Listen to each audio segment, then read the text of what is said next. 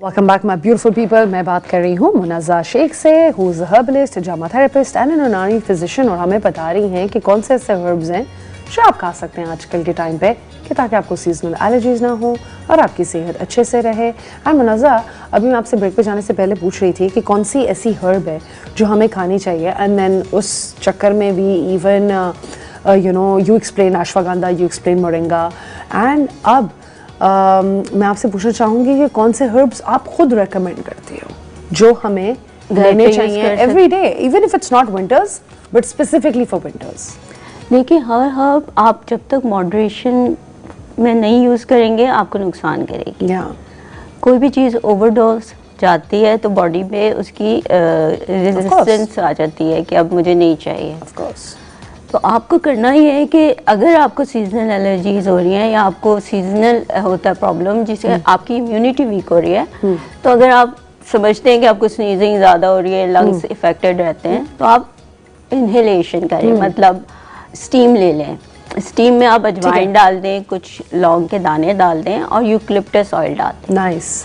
ये बड़े हर रोज़ कर सकते हैं क्योंकि इससे उनकी इम्यूनिटी ऑटोमेटिकली अच्छी होगी और आपके लंग्स भी क्लीन होंगे। लोग तो नहाने के बाद भी मैंने नोटिस किया, गर्म शावर में पहले मैं करती थी, गर्म शावर में 2 ड्रॉप्स आप ऑयल के डाल दो, और वो स्टीम बनी हुई होती है and it really opens up your lungs. Yes, ये बेस्ट है आपको पोल्यूशन से फाइट करने के लिए सबसे अच्छी रेमेडी यही है। बिल्कुल, ये बड़े और छोटे सब कर सकते हैं। छोटों को इतना स्ट्रॉन्ग ना दें, छोटों को कैमोमाइल और पेपरमिंट दे दें। कैमोमाइल और पेपरमिंट फॉर द किड्स, ठीक है। एग्जैक्टली। Got it. अच्छा, ठीक है।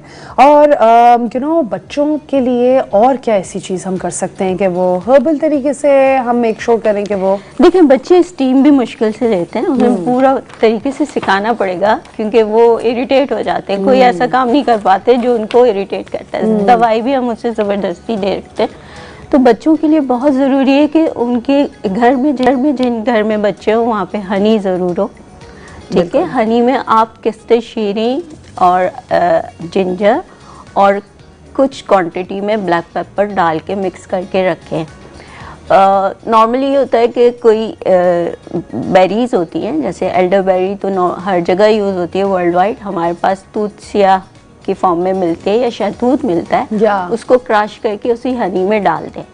अगर आप ये चीज़ रखेंगे घर में और बच्चा देखा आपने खांसी करनी शुरू की तो उसको रात को खिला के आप सुला दें, उसको नींद भी अच्छी आएगी, उसके लंग्स भी ओपन रहेंगे, और थोड़ा सा सीने पे विक्स का या कोई भी अजवाइन का या कलौंजी के तेल का या हींग एक होता है जिसमें काफ़ी अच्छी तरीके से वो बॉडी का पसीना निकालता है। ओके, तो फिर आप डिटॉक्स करते हो। डिटॉक्स से वैसे एक और बड़ा इंटरेस्टिंग आपके लिए सवाल है।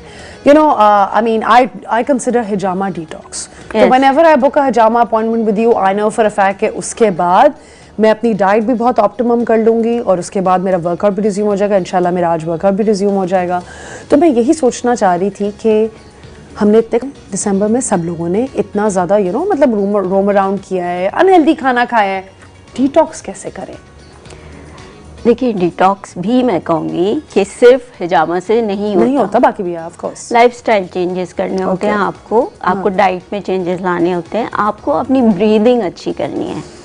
जितनी आपकी ब्रीदिंग अच्छी होती है, फुल ब्रेथ से करें। There are many ways of breathing, box breathing होती है, ट्रायंगल ब्रीदिंग होती है और ब्रेकअप में ब्रीदिंग होती है। There are many thing. Yoga में अगर आप देखेंगे तो आपको मिलेंगे। Of course alternative nostril breathing. Exactly. तो ये भी आपके लंग्स को डिटॉक्स कर रहा होता है और एक्सपेंड भी कर रहा होता है। इससे ये होता है कि आपकी बॉडी नरिश रहती है विद ऑक्सीजन। जितना ऑक्सीजन अच्छा होता है आपका ब्लड फ्लो भी अच्छा होता है, तो बॉडी में रेजिस्टेंस आती है अगेंस्ट द डिजीजेस। एक तो ये करें। फिर हिजामा जब आप कराना चाहते हैं तो हिजामा सिर्फ उनके लिए रिकमेंडेड होता है जिनको ज़रूरत होती है। हीमोग्लोबिन सही होना चाहिए उनका, और अगर हेल्दी बंदा है तो उसको इतना ज़रूरत नहीं होती, ऑनेस्टली स्पीकिंग। और कब भी उसी वक्त डिसाइड किए जाते हैं जब पेशेंट की पूरी हिस्ट्री ली जाती है कि उसको क्या इश्यूज़ आ रहे हैं, उसको एंजाइटी डिप्रेशन है, उसको ब्लड की कोई डेफिशिएंसी है या ब्लड में कोई ऑब्स्ट्रक्शन है जिससे उसका फ्लो बेहतर नहीं हो रहा। इनफैक्ट मुनज़्ज़ा, मैं ये लोगों को पॉइंट आउट करना चाहूँगी आप ही की बात इसी से तो जब बॉडी अगर आपने डिटॉक्स करनी है तो आपको खुद पता होता है कहाँ आपकी बॉडी में पेन हो रहा है। आपने पेन को मार्क कर देना है कि ये पेन होते हैं। आपकी बॉडी एक एनर्जी फॉर्म में है, ठीक है। इसको जिंदा रहने के लिए क्या चाहिए, वो फ्लो चाहिए एनर्जी का। बिल्कुल। अब ये एनर्जी फ्लो कहाँ से आ रही है, आपका ब्लड का फ्लो है, आपकी ची का फ्लो है, आपके जो एनर्जी इलेक्ट्रोमैग्नेटिक फील्ड है उसका फ्लो है, फिर ब्लड में आपके ब्लड से मसल के दरमियान में और हड्डियों के दरमियान में फाशा होता है, जो एक्चुअली टिश्यूज होते हैं फ्लेम के, और वो उसमें करंट होता है बेसिकली। आपने वाटर से अपनी बॉडी को हाइड्रेटेड रखना है, उसको डिहाइड्रेट नहीं होने देना। तो ये एक होलिस्टिकली आपने देखना है बॉडी को। बिल्कुल। जब आप ये सारी चीजें देख रहे होते हैं तो बॉडी डिटॉक्स भी हो रही होती है, हेल्दी भी हो रही होती है, और आप अपना हर काम ऑप्टिमम लेवल पे कर सकते हैं। जबरदस्त। I love that. I am already feeling healthy because Munazza ने तो पूरा एक मुझे skeleton and muscular system explain कर दिया बॉडी का। I love that and I really hope आप लोग भी इसी तरह फॉलो अलॉन्ग कर रहे हैं। हम जा रहे हैं ब्रेक पे। वंस वी कम बैक हम थोड़ी और डिटेल में बात करेंगे।